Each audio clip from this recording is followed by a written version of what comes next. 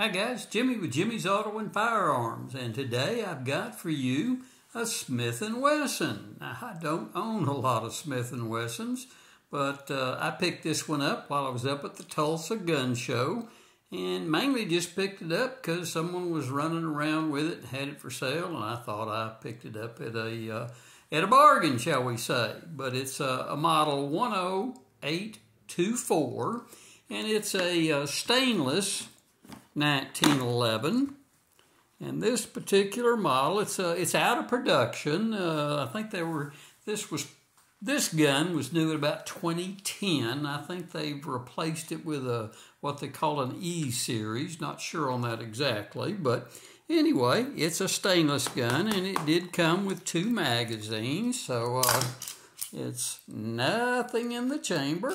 And I've already pulled the magazines. They both come there, and they're completely unloaded. So one of the features of this gun is this 1911 does come with dovetailed, fully adjustable rear sights on it. So you've got a skeleton trigger on it. You've got a skeletonized hammer on it. You do have an ambi safety on this gun.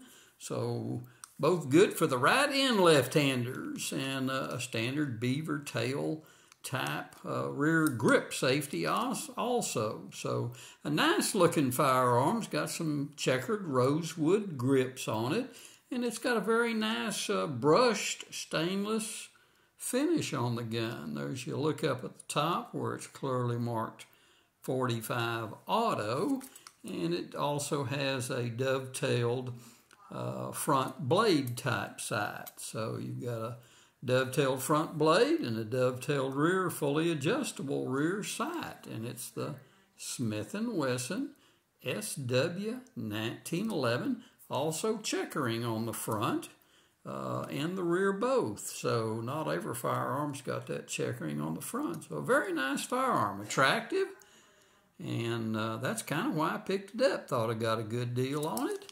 And it was an attractive firearm also. So there you go. There you have it. Hey, subscribe to the channel, guys. Give me a like. Hit that like button. Won't cost you a penny.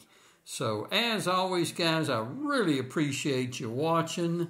And until next time, I will see y'all down the road.